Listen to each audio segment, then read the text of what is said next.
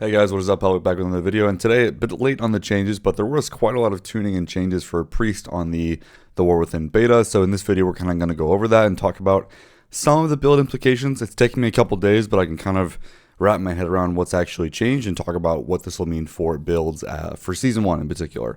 And the kind of focus of this, if you didn't see the title, is kind of around Mind Flay. Mind Flay is kind of back, reigning supreme now in almost every single build, so we'll talk about that as well in this video. Let's dive in. Alright, so I'm going to try to read through the changes as much as I can and then give a little bit of commentary on specific points. We'll kind of go through this line by line. So first off, we have some just changes to priest stuff in general. A lot of it isn't super relevant for us as Shadow Priests in PvE. We have stuff like Void Shift healing is now capped, so this is actually relevant in PvE. If you think about Fyrak, for example, if you were assigned to use Void Shift on some of the trees, the reason why that was done is because this is all working off of percentages, and now that it's capped at twice of our health, it's definitely much less useful for some of those strats, so you can't just like instantly full heal a tree on Mythic Fyrak anymore, right? We also have a change, Darkness Comes Light. This is a talent that we basically never took, and I don't think that I'll see this change. This is the one that's a choice node between Protective Light, so it just doesn't usually ever make sense to take just because we prefer the DR. We also have Cauterizing Shadows healing increased by 60%. Frankly, I don't think this is nearly enough of what it actually needs. I think at least for a Shadow Priest, we don't refresh, Shadow Repaint enough or trigger this enough. I think this probably should have been 600% for Shadow. I think in its current state, it still would be a point that I really wouldn't take unless you really need manipulation, but, what are you going to do? They also changed Holy Nova to also benefit from Phantom Reach, so you get the extra yards on Holy Nova as well, which is interesting. I wasn't sure they were going to do that. If you missed the previous one, they also made it work for Halo and Divine Star as well. So there's kind of a limited things that this doesn't work for now. I think Psychic Horror, Psychic Scream are the two big ones that are left. I'm not sure if they're ever going to change those, though, the kind of utility ones.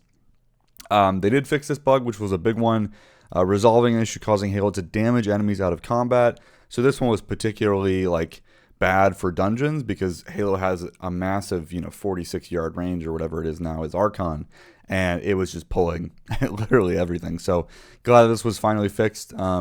For those of you that were talking about open world, this is kind of annoying. If you were wanting to use Halo, you could literally pull a full screen of mobs to you if that's what you want to do for leveling. So you can't do that anymore, but much nicer for group content. They also changed the animation for Void Shift, again, if you're into that. And then this is like a Holy Priest thing. I'm not sure why it ended up here, as far as I know. And then they also made Manipulation and Surge of Light a 1-point talent. So Manipulation, that's the redesign where we get just DR when an enemy has Shadow Repaint active. They did buff it, so it is 2% DR when they have Shadow Repaint active for 1 point. So it's just an extra point that we can use elsewhere. Okay, and then let's talk about the kind of stuff inside the hero talents, where the kind of some of the meat and potatoes of this is. We'll start off with Archon. Right off the bat, we have the big benefit here. Archon was pretty underpowered in a lot of scenarios, and this is certainly part of the reason why they were adjusting it. So Empowered Surges, which is just kind of a flat increase to Mind Spike Insanity and Mind Flay Insanity, now is a modifier of 60%. It was 25%. This is kind of nuts. This wasn't the thing I was expecting to see change, but man, did it have a pretty crazy effect. Mind Flay Insanity, again, by far was already outperforming Mind Spike in general, just the way the build functions, and Mind Spike has weird interactions with Halo anyway. So massive increase for overall in the build. Now it does get reduced by 50% in PvP combat, if that's interesting to you. Not super surprising, it just does a lot of damage. And then they also buffed Perfected Form. They give it a little bit more of an edge for Void Form. So Void Form's bonus went from 15% increase to 20%, and Dark Ascensions went from 10% to 12%. Kind of a weird change, if I'm being honest with you. Archon was already strongly preferring Void Form, and this just kind of fully cements that it just plays Void Form all the time, which just further increased the gap between these two cooldowns. So Archon is almost a lock for Void Form, even more so now than it was before. these are pretty crazy changes. We'll talk about kind of what this looks like in a second, but yeah, overall pretty crazy for Archon. And then Void Weaver had yet another nerf for Void Blast. Seems like they just keep hammering this guy down with the intent of they didn't want it to be our top damaging ability. They just needed to, break it down even more. Pretty heavy-handed nerf if you consider there was some things that were changed for Shadow in the Shadow section, but this isn't definitely not fully being compensated for. And then if we move down to the Shadow changes, so this is kind of what I was talking about from like a compensation perspective. So they did just buff all of our damage increased by 3%. Now, if you were actively paying attention to changes this week, you know that they actually did a little bit of an oopsie here. When they initially rolled out the changes, they were kind of moving a bunch of modifiers around, and they forgot to fully do this change correctly. So what that ended up looking like is we actually had a 9% increase in damage instead of a 3% increase in damage. And then a couple days later, they came in and fixed it and nerfed us by 6% to make this only 3%. So a little contentious in the news cycle, just kind of keeping track of this. It even threw me up for a loop. I was a little confused by it. But just know that we did get the 3% buff relative to where we were before. Obviously, you have to take into account, in particular for Void Weaver got nerfed, so this isn't just a flat 3% because you also have to take that into account. In addition, Dark Ascension was nerfed flat out, so Dark Ascension is now a 20% modifier, was 25%. So again, if you're paying attention at home, this is directly just nerfing Void Weaver. Archon never played Dark Ascension, so again, this is a targeted nerf at Dark Ascension, which in turn makes it a targeted nerf at Void Weaver as well. Void Weaver just coming up with an L here in this build. We did get this slight bonus to everything, but with the Dark Ascension nerf and with the Void Blast nerf, it got, we lost damage. Now, they did change Mind Flay Insanity, so this is a big one that we were talking about. Mind Flay Insanity now channels the same amount of damage over 1.5 seconds, was 2 seconds. So this is really important if you know how this is relation to the GCD. So if you're not aware that is, when you press an ability, all of your spells go on the global cooldown. Now, baseline, the global cooldown is 1.5 seconds affected by haste. So if you have some haste, it'll be like 1.3 seconds, or if you're in Bloodlust or PI, it'll be like 1 second, right? Or maybe even lower. Now, the problem with this is almost all of our spells also scale with haste. So while this was base 2 seconds, if you had haste, it would get further reduced. It'd be like 1.8, 1.5 seconds, whatever else it is. The problem, though, is because this got lowered the same amount of haste that the global cooldown gets lowered, there was always this awkward gap depending on the rotation where, Mind Flay Insanity isn't an exact amount of the global cooldown, so you would end up seeing some weirdness with when you were queuing spells. So this was changed to make it so it's an even 1 GCD cast, so it's even faster now on beta compared to live, and it fits more cleanly in the rotation, so there's less gaps in the rotation, which is nice, and it just hits really hard now. You do get the same amount of damage, same amount of insanity over a shorter period of time, so in some ways it's a slight DPS benefit. What this really means for Mind Flay Insanity is that it's just about as easy to make sure you never cap on these charges, particularly as Archon, compared to like Mind Spike Insanity, which was kind of known as easier to play with. But now that it's this fast, there's really no question of like interrupting it early or struggling to get it all off in time. It's all, quite easy now. Now it's just 1 global reduced by haste. Now to compensate, obviously, this is a massive buff to Mind Flay Insanity, so they're trying to even this out a little bit. So they buffed the Insanity generation of Mind Spike Insanity, and then they changed the way that Mind Melt stacks. So it now stacks 3 times, was 4, but they increased the critical strike chance by 30% per stack. So this is actually a slight buff to Mind Melt and a usability buff in some sense, where before you had 4 stacks, each one was 20% crit strike chance of Mind Blast. So at 4 stacks, you had an 80% crit chance, right? 20% each time. And now at just 3 stacks, so 3 casts of Mind Spike, you get 3 times 30, which is 90%.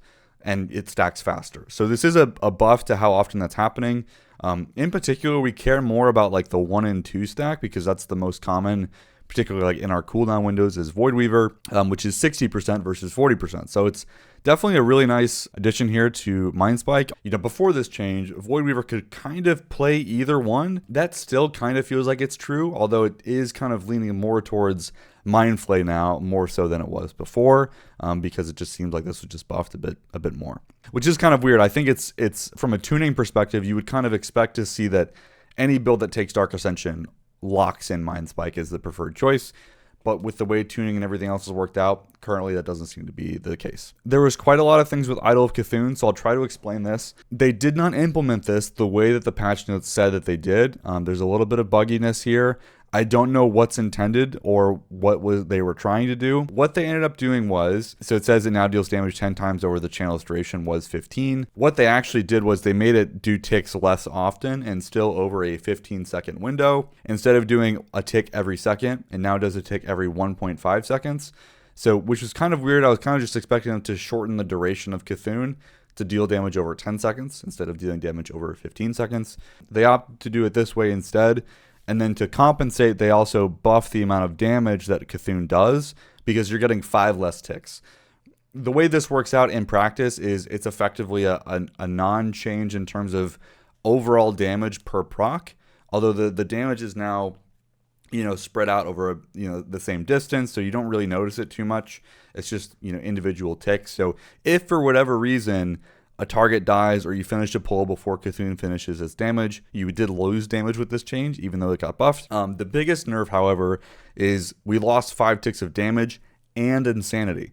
They did not compensate for the nerf to insanity. This was roughly a 33% nerf of the overall-ish insanity that Idol of Cthulhu gives you over like a 5-minute fight. About 33% loss insanity generation. I think overall this was like about 10% of our insanity generation, give or take. It's kind of in the margins there of overall insanity generation. So, it's a pretty big hit in terms of our like generation of insanity here, and there was no compensation here. So for any builds that are kind of struggling with insanity generation, which in particular hits Distorted Reality more than anything, just to keep up your Devouring Plague uptime, that kind of thing.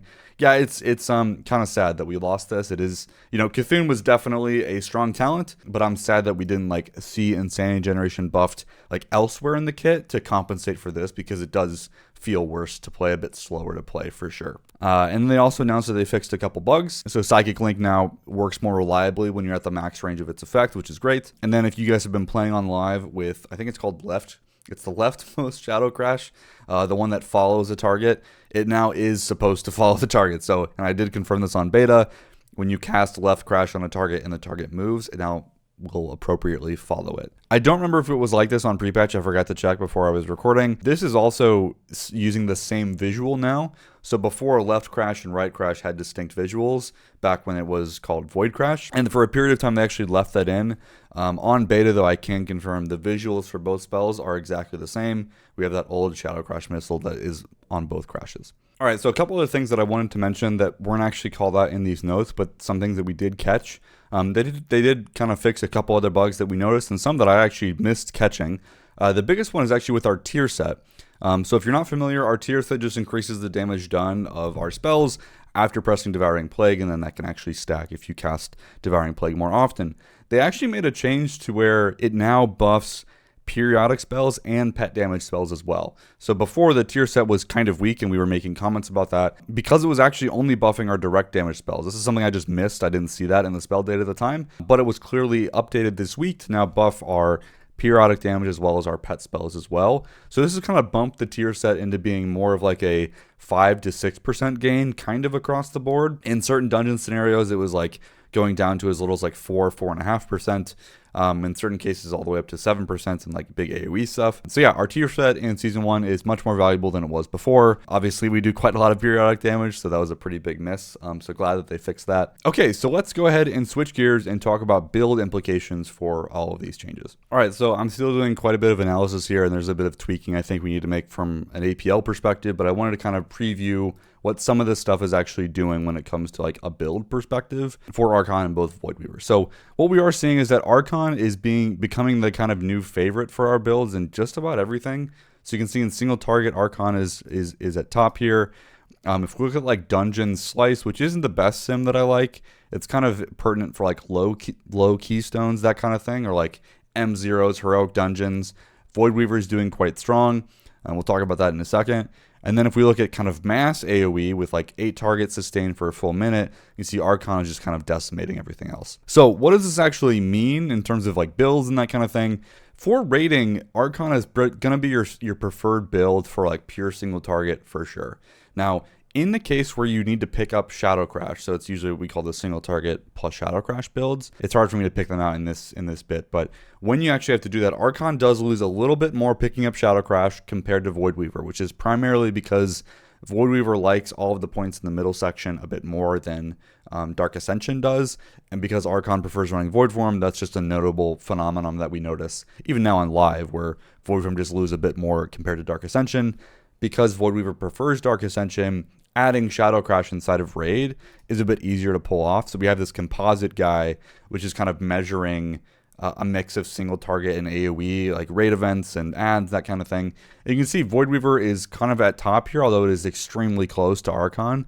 So it's kind of dependent on the situation that we're talking about. So inside of raiding, you're going to kind of prefer Archon, but then as you add fights with Shadow Crash that have a little ads and that kind of thing, you kind of can pick whichever one that you would prefer to run. The main question here for Void Weaver is whether or not it makes sense to run Void Wraith. So Void Wraith is kind of our reverse execute talent, where it's doing more damage when the target has higher health pools, which does really well in like a full 5-minute sim. But if you're ever in a case where, hey, I actually don't really care about that, like there is one raid boss that doesn't start, I think it starts at like 70% health. So Void Wraith does a lot worse on that kind of an encounter. So that's probably where you would instead just run Archon, because the other option, which is Depth of Shadows, is like favoring more execute, but you can see I have to scroll down pretty far down to find something with Depths of Shadows. We'll see, DOS. Yeah, so it's 151st on the list compared to that. So it's a 111k versus the top is 117k. So it's a pretty big loss going Depth of Shadows. Now, of course, if you're spending more time in execute, or if you're trying to value execute damage more on like progression, maybe that's more valuable to you, and that's certainly a choice that you can make. Otherwise, for most people, you're going to end up kind of picking and choosing this depending on what you care about, is like overall or progression fights. That's where Archon might lean and be a bit more powerful. All right, now the other thing I do need to mention that isn't going to showcase in these sims is the other point that Void Weaver has access to, which is Devour Matter. So Devour Matter is the kind of Shadow or Death just deals monster amounts more damage if the target has an Absorb Shield active. The only reason I bring this up is that talent is extremely strong. It's about, in like a specific window, it's a 10% damage gain just with that talent, if the target has an Absorb Shield active the whole time in that kind of window that you're talking about. This is relevant because it seems like the last two bosses of this first raid both have Absorb Shields that are relevant damage points.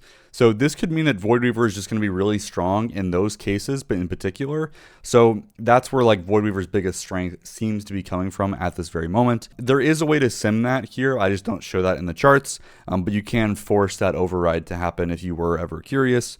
That is all documented and ready to go as well. Okay, now if we switch gears to AoE, you saw the dungeon slice that I was showing earlier. We're still going to plan on doing in-depth dungeon sims with like every single key and that kind of thing. That's going to come at a later date, so this is kind of early. So what this is showing you is kind of like a more lower key setup or entry level key where the level isn't super high, or you're talking about like Heroic, Mythic 0, that kind of thing is where these pulls kind of line up more. And you can see Void Weaver is doing pretty well. And the big reason for this, again, back to what we were seeing in Raid, is that Void Weaver loses less picking up Shadow Crash to still maintain good single target or low target count cleave. And really, Archon's strength comes in that it defaults to Void Form. So in the higher keys where Void Form is just so valuable for sustaining dots on larger pulls, Void Weaver, doesn't start off with Void Form. So it loses a bit when it's trying to transition up to that level, taking Void Form. So in this lower keys set environment where like at most you're fighting 8 targets, and that's not very often, it's usually like 1 pack at a time type dungeons, Void Weaver is going to be pretty good for that. If we look at so I did another sim, this is 8 targets for just a minute to kind of showcase, hey, full cooldown, what does your burst look like? And understandably, Archon is just cranking everything out of the water. You get the kind of good old triple idol build that's coming back here. Still preferring Mind Flay, Mind's Eye is still preferred, all that good stuff. And it's just doing very, very well. And if we I have to scroll down quite a lot.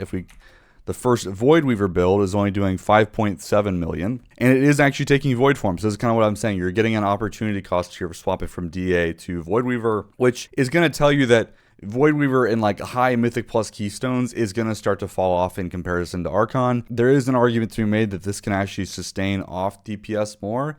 This is just a 1-minute sim, which is why we're going to plan on doing more involved dungeon sims. But for now, what things look like is that Void Weaver for lower keys or starting out with keystones, and then as you push up into higher keys, Archon starts to take over and become the preferred build. But we'll see how things kind of shake out. We're still doing lots of tests. That's just what things look like right now. All right, a couple closing thoughts before I end off the video that I just wanted to kind of bring up. I still wish we had a bit more iteration on the trees. I think Archon in particular is a little dull. It is kind of becoming the Mind Flay Insanity build, which is kind of interesting, but I just wish it was a bit more involved. I don't know, it's just still a little bland for me, especially compared to Void Weaver, which has quite a bit more going on. But same thing, I wish Void Weaver had a little bit as well. It's a little odd to me that Void Weaver is kind of playing on Shadow or Death, Mindbender, like Inescapable Torment gameplay, and that really likes these talents, particularly inside of like a single target case. So yeah, I wish that could be a little changed up, but I think it's probably too late to expect that before launch. And yeah, and I think the other thing too that's a little awkward is that Void Weaver still doesn't prefer running Void Form, and that Archon is the Void Form build and Void Weaver is the Dark Ascension build. I don't know, it just feels a little backwards to me, and I think this is just kind of the awkwardness of trying to balance these things with two cooldowns. It's just, you're going to create some awkward scenarios, and this ends up being one of them. And I think the other thing too is that I think Void Weaver could just use some help in that regard, like because it struggles to pick up Void Eruption, you're seeing it struggle for high keystone builds, and I think some of you might be disappointed that Void Weaver, it doesn't have the closest tuning with Archon as it once did. Again, with the repeated nerfs to Void Blast, it just hurts. It could get some compensating buffs to Entropic Rift, which would not only of course help its single target out, but also disproportionately also help out its AoE, which is a big portion of its AoE damage comes from the Rift ticking damage. So this could stand to be buffed up now that they've nerfed Void Blast 50,000 times in a row. So, but I'm not sure. We'll see what they're thinking when it comes to launch. But yeah, that's kind of the state right now. I'm hoping to do a couple more videos going over some of the niche topics that I mentioned today, so stay tuned for those. But otherwise, big thanks to everyone that supports me on Patreon, YouTube members, and all the Twitch subs. Thank you so much, guys. I really appreciate it. We'll see you in the next video.